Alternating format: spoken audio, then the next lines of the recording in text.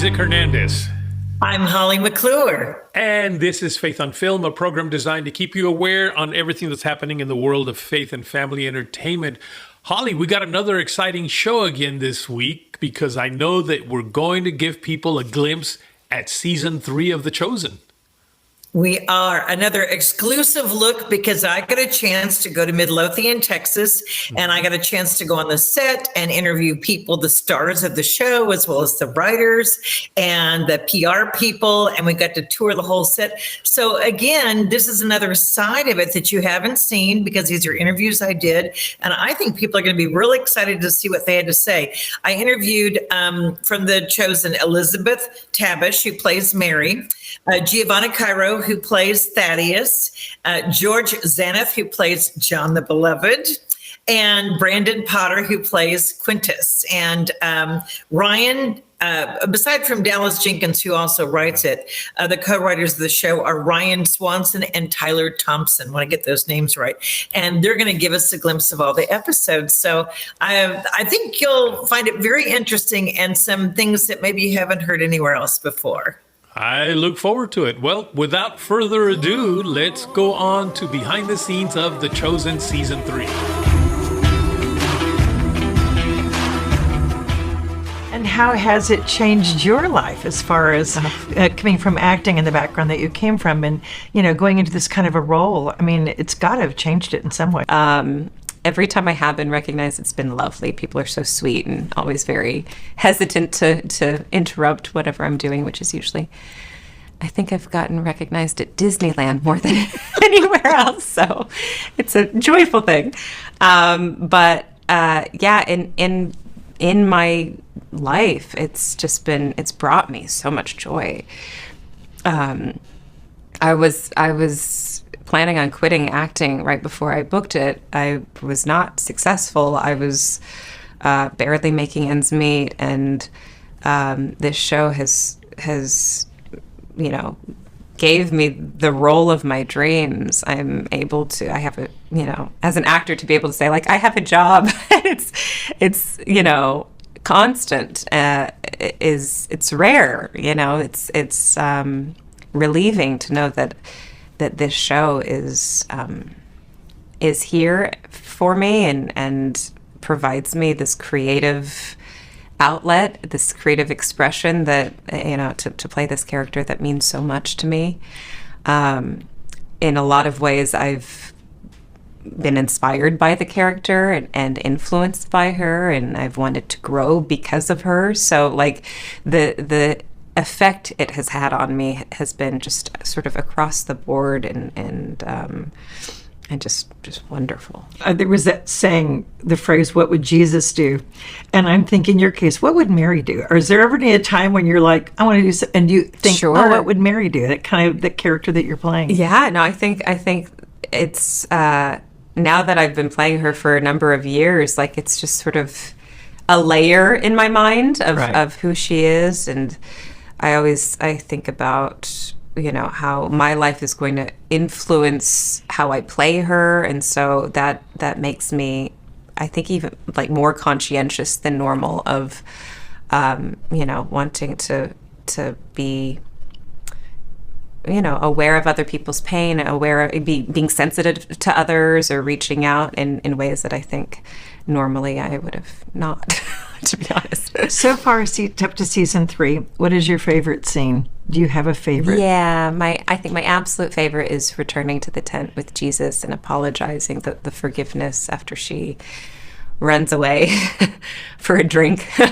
Her returning that scene was really special and challenging, and I wanted to get it right, but it was easy to do because the writing is just so human and realistic, and I could identify with her a lot in that scene. I'm eternally grateful to the writers for making such a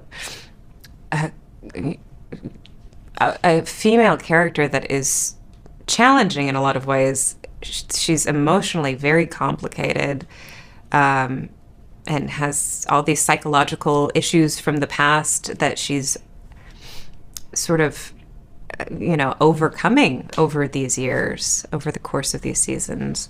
And that's, I think, a really special and rare, element in a character that I'm really grateful to be able to play. Has been working with Dallas as a director. He's the best. He's such an actor's director. He's intuitive. He knows the right things to say to unlock certain emotions. Whenever I feel blocked, he knows exactly what to say to me. He'll help me recall things, scenes from the past that bring me back to where I need to be emotionally. So he's very, very, it's funny. He's so sensitive to us when it's needed. And then other times he's just so funny and really lighthearted and makes it really fun to be on set.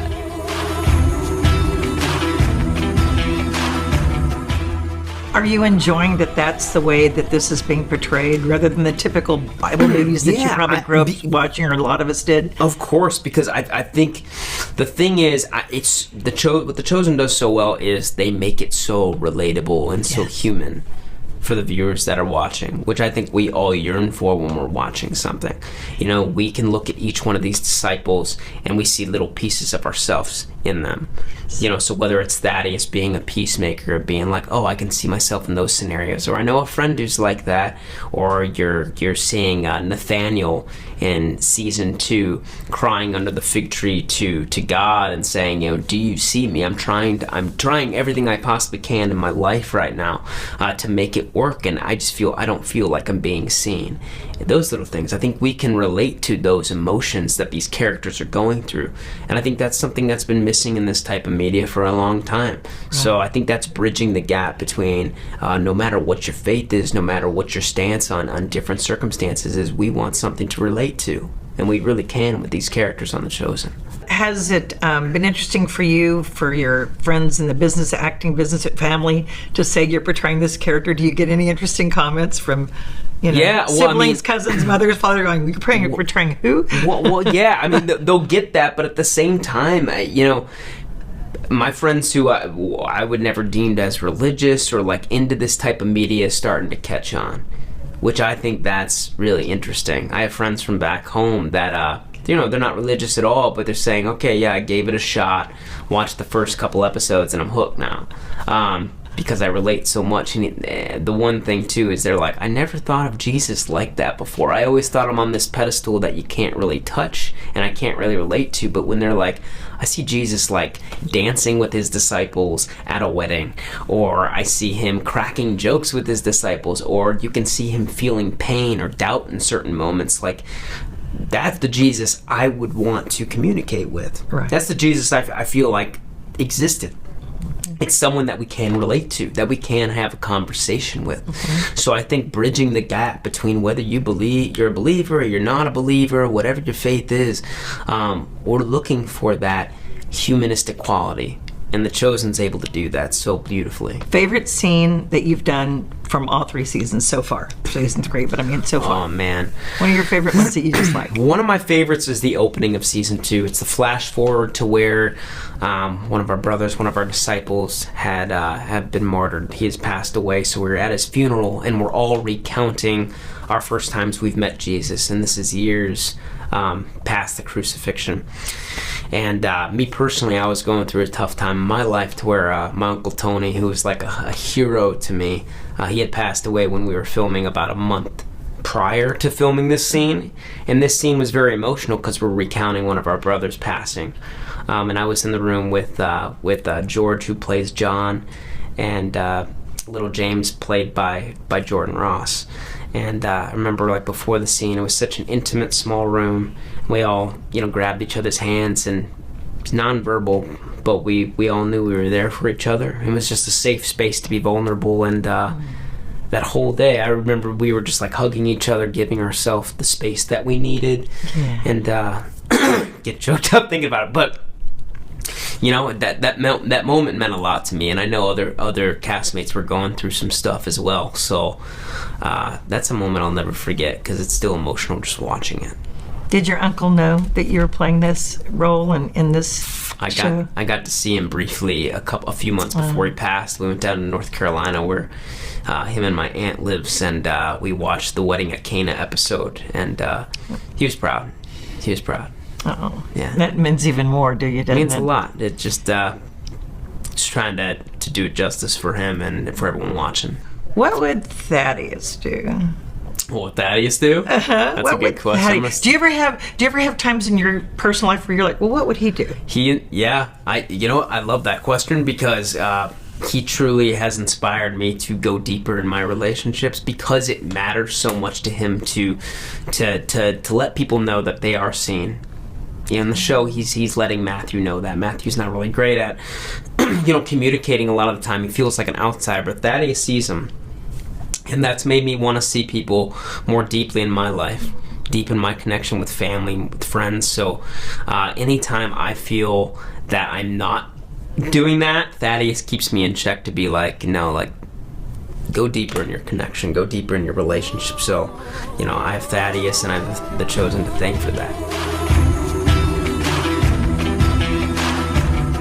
What has been your favorite scene of the season so far that you've done? One that's particularly that you've loved or touched you, and that's kind of stands out. Feeding of the 5,000 was that's more of a profound thing. I always say you're a television actor, so you have to keep in your frame for screen. But I've had experience in theatre, so when you're there in front of 5,000 people, it's unlike any theatre production you've ever been to. So you've got a live audience, but then they all cheer after every take. So it's like you're a rock star. So what a crazy amount of emotions to kind of go through, and it's so enjoyable. I personally loved it. Like I know I was with Shahar, and Shahar is very serious on screen, but even he was just like, oh my goodness, like this is so much fun. We were all just having a great time that day. I think when you say that the way that it's written, Dallas, Tyler, and Ryan have done such a good job from the start. When I got that script, it's not called the Jesus, it's called the Chosen. Now, Jesus is really important, but it is called the Chosen for a reason. They get to focus not on one perspective of Jesus looking out, but 15, 16, 17 perspectives looking in, one of which is Mary Magdalene, maybe somebody we don't explore as much. She has, in my opinion, one of the most important lines of the whole series. Before I was one way, now I'm another. Thing that happened in between was him. It's just crazy. And when you say that familiarity, we show Jesus coming down to Simon's level when the miracle of the fish happened. Dallas said that's going to be controversial, but people have loved it. Jesus is on our level. He's familiar with us. He's making jokes. He's dancing with the disciples. Now, from a spiritual and religious standpoint, that is important because the message is going to be received, but also from a filmmaking perspective, like as professional television, that is so important because if you think about, I put the image in your mind, just see Jesus as the wedding of Cana, dancing with all of us, and then imagine what's going to happen in season 6 and 7.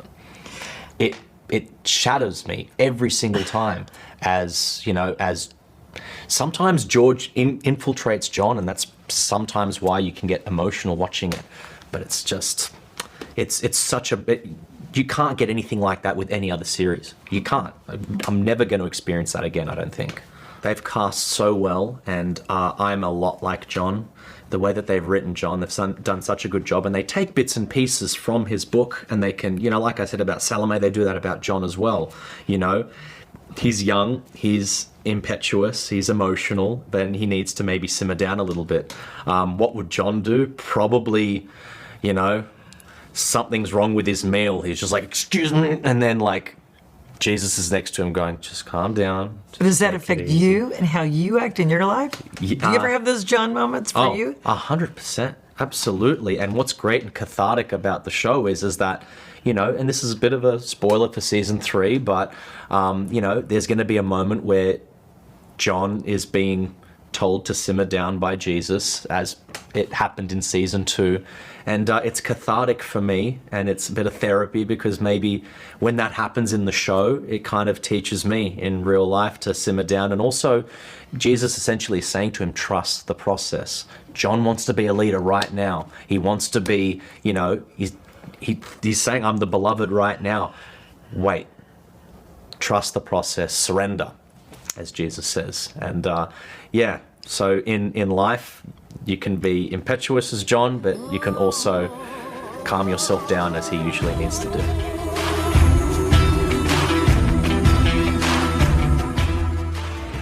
Was that saying that we laugh about now? What would Jesus do? Well, in your life, what would Quintas do? Do you ever have those moments where you think, how would my character react to things in your real life? Oh boy, yes, and then I do the opposite. Yeah. That's great. If someone cuts me off on the highway, like what would Quintas do? Have them executed, right? That's not. I'm gonna do the other thing, Congratulations, because you've done something that a lot of people have wanted to do and tried to do for years and years. Made the Bible fun and made the New Testament fun and made Jesus fun. Oh, thank you. And I think that's been remarkable. I love to see from the beginning of what you've done, following all the way, how it's progressed and how people are finding it so relatable. So good job, guys. And I know it's kind of fun for you because there's some characters that have not really been explored, and then there's some that have. So I'm sure that that's hard. How are you hoping to reach the younger generation with The Chosen in the next few seasons? How are you hoping to, even as the story gets deeper and more involved, bring in that younger generation who doesn't go to church, doesn't read the Bible, and doesn't have any religion? Mm-hmm. Well, it's a great question, and it is part of our organizing principle that we want the story of Jesus to stand on its own as a story. We want it to be engaging on a human level for people who have been faithful all their lives or people who are just walking in the door today. We want the stories of their human conflicts, the obstacles that they overcome to be relatable, and we want them to be universal. So we're looking to, we want to be non-exclusive, but share the authentic Jesus in a way that's disruptive, that's fun, that's personal, and relatable. And so our first and overriding principle is to do a good TV show. And, to the extent young people are watching TV, we hope that we can enter that zeitgeist and make waves on the merits of our story. Now, we just happen to have the best source material of all time, so there's a lot to plumb. But yeah, it starts with the story. Favorite scene that each of you, your very favorite scene, if you have one, that you've written, maybe together or separate, but what was your favorite scene? Out of season 1, 2, and part of 3. We write all the scripts together. Okay. So there's nothing that my hand is on more than Tyler's or Dallas's. So I would say that the sequence, the intersection of events in episode 4, season 2, that lead Simon the Zealot to be witness to the miracle his brother Jesse has received just before he's about to commit murder in the name of his tradition, this fourth tradition of Judaism, and that sequence was not only so rewarding on the page to get these storylines to kind of come together, to track back and see where they had to start in order to really climax at exactly the same point, but it was a filming challenge. It was a challenge for our actors. We were using a new set. We went to Utah for that. And so, when a thing like that comes together, it's so rewarding, it's memorable, and you want to recreate it again. Or, you use the bones of it and make something new from that. So that's my favorite one. I love so much of The Chosen. A scene that stands out that we had a lot of fun working on, is Jesus and Nicodemus on the roof, adapted from John's Gospel. Just because it was so rewarding when it was finally done. It was a challenge to put on the page, just because it's a very dense conversation to talk about being born again, and Nicodemus is saying, I can't do that because my mother has passed, and taking it super literal and things like that. Even to take such a serious scene as Nicodemus and Jesus on the roof and infuse it with some humor, some levity, and then ultimately to end it by referencing a passage from Proverbs. There was just so much going on in that scene, and so many ideas culminating that I'll just always be excited and proud of that scene. I think the opportunity to explore these characters from a personal space, because we are obviously speaking into them and how they may have reacted to various challenges from a personal place. And so we get to place ourselves in the context of being with Jesus through all of this. So then it necessarily goes the other way too, where we then leave our work on the page and we imagine that Jesus is there too. So it is not only it's an interactive process. It's a more present thing for me every day, and it forces me back into the Word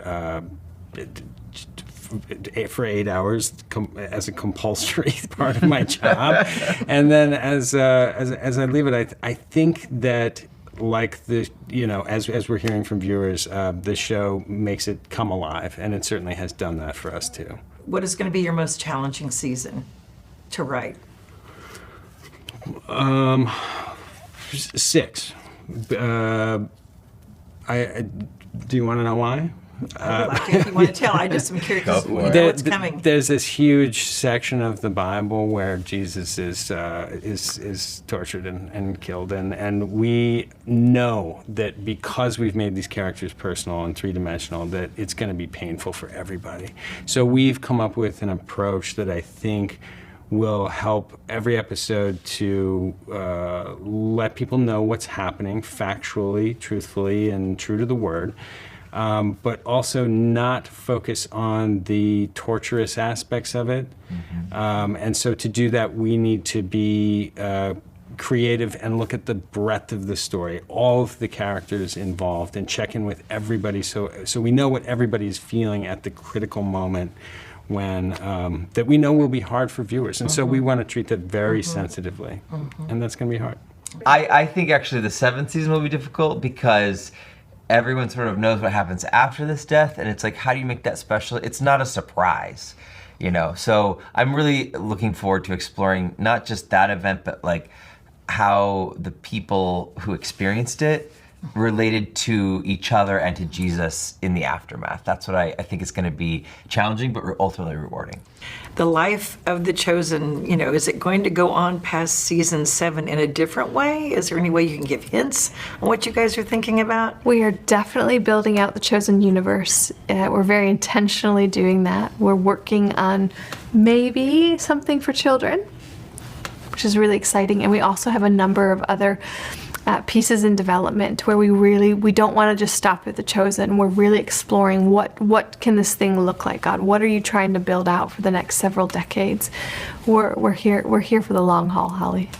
Good. That's encouraging to know and exciting because people don't know. And, we all know the story and how it ends in the New Testament, but you'd like to think that there's something that's going to go on that's doing the same kind of thing this show is doing. So that's good to know. Do you have any favorite from season 1, 2, and part of 3 that any favorite show or specific scene that it's always close to your heart that you love to tell people about? So many. I think from season 2, it was episode 3 of season 2, Jesus has been healing all day long, and we watch as the disciples are bickering more and more and more and more while he's over here healing. So it gets to this climactic moment where the disciples are almost about to fight. They're so angry at each other, and they're so diverse, and they're so opposed in their worldviews. And then we see Jesus stumble in to the point of just utter exhaustion because he has just poured himself out for people. And he stumbles into bed, and he silences the whole camp, and he just worships and thanks God as he drifts off to sleep. And it was in that moment of just like, are we going to keep fighting and bickering and talking and analyzing, or are we going to actually go do the work of the kingdom? Are we actually going to go be the hands and the feet? And that was it. We had one doing the work and others just talking about it. And that changed my life. Wow, Holly, those are just some amazing interviews you were able to get. Thank you. I loved interviewing Mary and hearing her opinions. And then John the Beloved. I love his Thaddeus. What an interesting guy he character he plays in, man. And then the writers who gave us an inside scoop on what's to come in the future seasons. I love that. I loved your question about what would Jesus do what would you do? How did you word that? What would Jesus do if? There's the saying, what would Jesus do? And instead, if you had your character, a disciple or Mary, what would Thaddeus do? What would Mary do? What would John the Beloved do? I mean, certainly their characters have had to influence them, and they were all commenting how it had. So I thought it'd be an interesting perspective. I thought it was just a great look again into the personality of their characters.